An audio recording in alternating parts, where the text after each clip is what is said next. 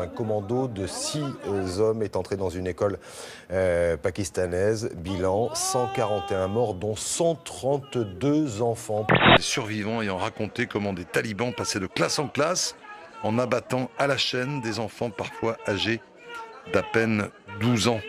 Les réactions horrifiées se multiplient dans le monde face à la barbarie. Ma famille et moi avons le cœur brisé.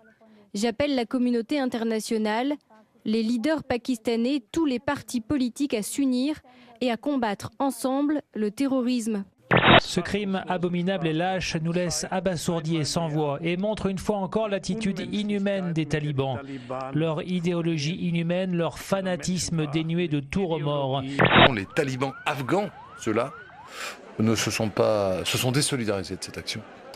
Il y a donc un degré dans l'abjection et l'horreur. Le président de la Commission de Bruxelles, Jean-Claude Juncker, s'apprêterait à sacrifier l'environnement. C'est ce que dit l'Humanité, vous voyez.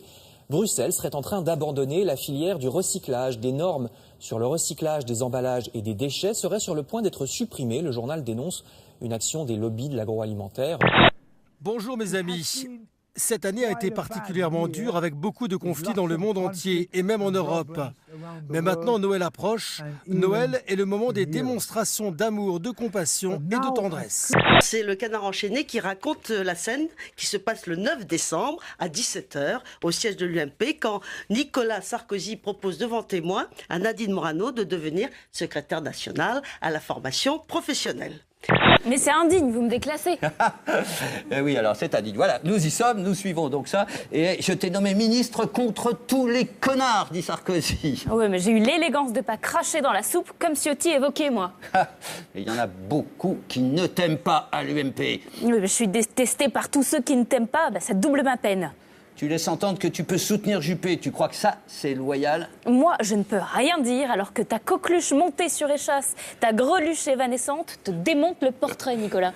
Qui aurait dit en 1940 qu'un million de pieds noirs, 20 ans plus tard, seraient partis d'Algérie? Ils vivent entre eux, dans les banlieues. Les Français ont été obligés de les quitter. Et de poursuivre. Cette situation d'un peuple dans le peuple, des musulmans dans le peuple français, nous conduira au chaos et à la guerre civile. Ces mots ont été prononcés dans un quotidien italien, le Corriere della Sera, en octobre dernier, mais ils ne trouvent écho en France qu'aujourd'hui.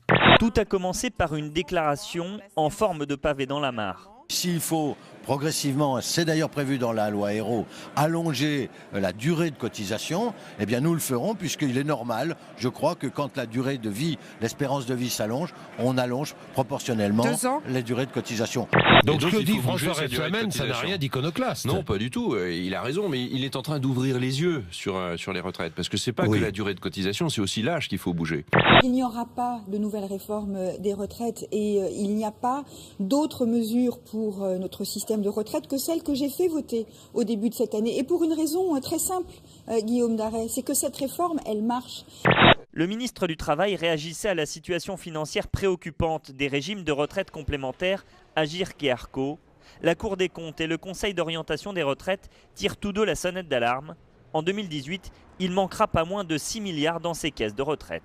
Je me félicite que très rapidement, Emmanuel Valls et Marisol Touraine aient recadré, si j'ose dire, j'aime pas le terme, mais bon, c'est comme ça que ça peut être perçu, François Rebsamen. 2 députés proposent d'interdire aux gens de vendre eux-mêmes leur maison ou leur appartement. On ne pourrait plus le faire nous-mêmes, de particulier à particulier, on serait obligé de passer par une agence, avec les frais bien sûr. La bataille des bureaux qui avait eu lieu entre Nathalie Kosciusko-Morizet, qui avait viré du bureau que Laurent Wauquiez avait occupé, hop, elle avait pris ses affaires et taf, allez hop, va te mettre ailleurs. Le journal propose donc, tant qu'on y va par là, qu'on n'ait plus le droit de tondre soi-même sa pelouse ou de changer soi-même un robinet. Pourquoi ne pas nous obliger à payer un plombier ou un jardinier? Changer une roue non plus. Oui, plus le droit, voilà, vous êtes obligé d'aller chez le garagiste.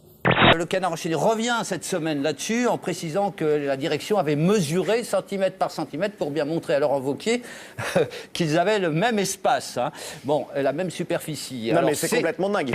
Tout commence il y a 3 semaines lorsque des hackers publient des dizaines de milliers de documents volés à Sony Pictures. Email, adresses et numéros de sécurité sociale de 47 000 employés sont ainsi divulgués. Il s'appelait Angalifou, il avait 44 ans, il est mort de vieillesse dans un safari park de San Diego aux États-Unis. Il ne reste donc que 5 rhinocéros blancs du nord à travers le monde. Les hackers qui se font appeler les gardiens de la paix menacent désormais de commettre des attentats.